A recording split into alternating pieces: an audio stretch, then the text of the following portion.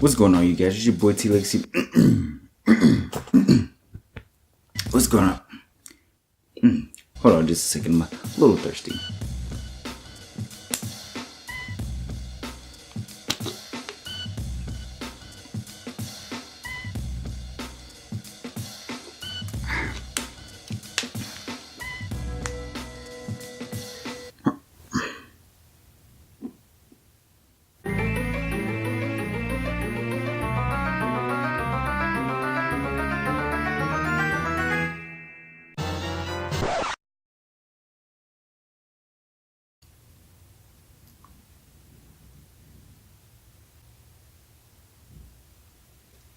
Do they really have to start mowing the lawn now? I mean, I'm trying to record a video here. Jesus, the nerve of some people.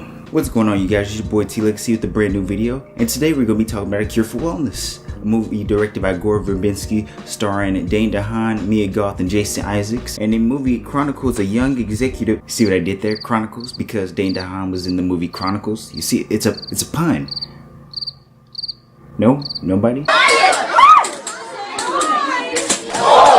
I mean, if you have not seen the movie Chronicles, then congratulations, you played yourself. The movie chronicles a young executive who is sent to the mysterious wellness center located in the Swiss Alps in order to retrieve the company's CEO. But when he gets there, something about the place seems off. So our main protagonist has some secrets to uncover, but will he be able to escape with them? Now, in my experience, going into the movie, I didn't really know what to expect because the trailers, they were pretty vague. They just showed like a whole bunch of different imagery, which is nothing wrong with that. I thought that was a really good idea because there are some trailers that like to spoil everything within the 2-4 minutes given, and movie trailers are supposed to kind of entice the viewers to kind of get them interested in the movie so that they want to go, not to see the whole plot. Also, Dane Dehaan was in the movie, and I enjoyed him in Chronicles, and there are a few others that he was in that he was really good in too.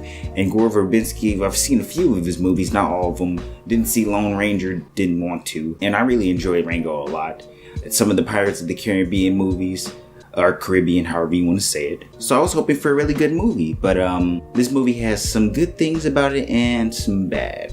First off, the plot was pretty original. Not 100%, nothing is really 100% original anymore. I can't really compare it to too many things. The closest thing that comes to mind would be Shutter Island. There are some similarities, such as a guy that comes to a mysterious place. He feels like there's something going on behind the scenes. He's trying to figure it out. He has no means of escaping. The movie slowly makes you believe that the character's crazy, so on and so forth. But Shutter Island is definitely the more superior movie, so go check that one out too. Also, the acting was really good. Like I said before, Dane Dehaan did his thing. He was really good in other movies. Goth and Jason Isaacs did really well in this movie as well. Well, for Jason Isaacs, I feel like he kind of went flat a little bit, very close to the end, but throughout, like before the ending though, everything else he was really good at. And also the way that it was shot. Let's talk about that for a little bit. The way that it was shot was gorgeous. Every shot was immaculate. Like that the director knows exactly what he's doing. Every shot meant something. It just looked amazing. There was this one shot in particular, the one where they're like standing in front of the Swiss Alps and they have like the sunset and they're standing above this pool of water, and it looks really great. I can't really hate on the way that a shot. Looks gorgeous. I don't know if I could list any more pros, so can't. Now, one of my biggest problems with the movie is probably the fact that I was able to predict the big twist the first half of the movie, and that is not good, especially when the movie is 2.5 hours long. Yeah, I shouldn't be able to do that, which segues to the next part. It's way too long, and not in the good way.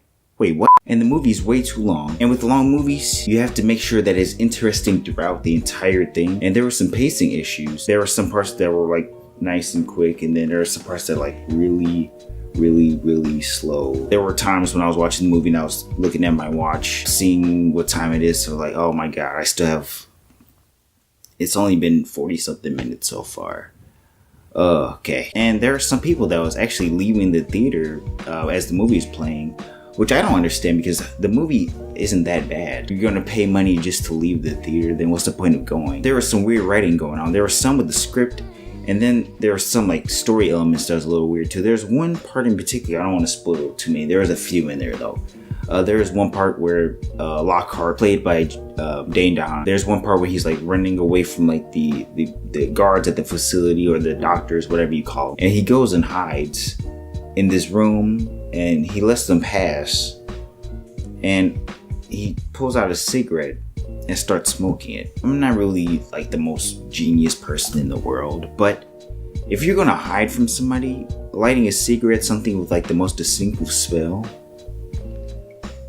probably isn't a good idea. It's like screaming, hey, I'm right over here, put a bullseye in your head. Why don't you wear glow-in-the-dark clothes? Why don't you wear squeaky shoes? Those little shoes that like roar every time you take a step, those house shoes. I want a pair. Some people weren't even paying attention to the movie. There was this one guy, he was in the back, this one dude in the back was getting a blowjob. Needless to say, he was having a better time than everyone at the theater. As a matter, scratch that. It doesn't even matter if it's a really good movie. He'd still be having a better time than everybody.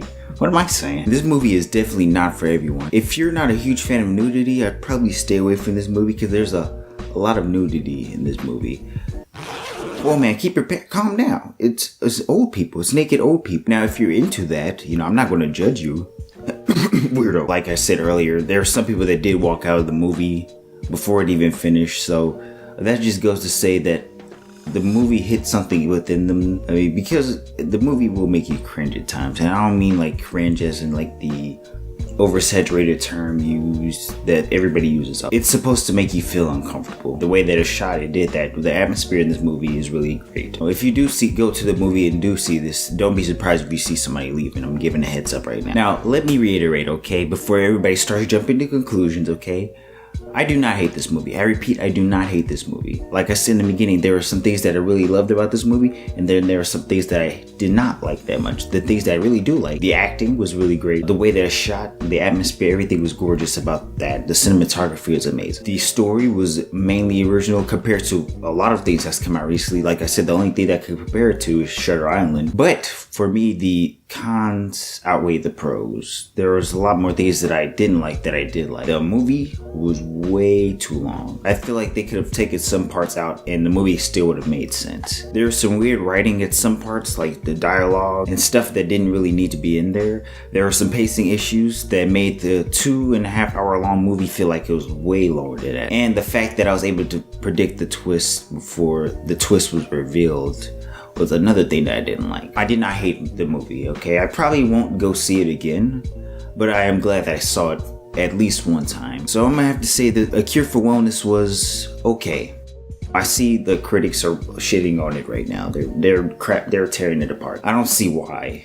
There are way worse movies out there that they could be going after, and this is not one of them. I can't recommend it to everyone. If the trailer did intrigue you and you do want to go see it, by all means, go ahead.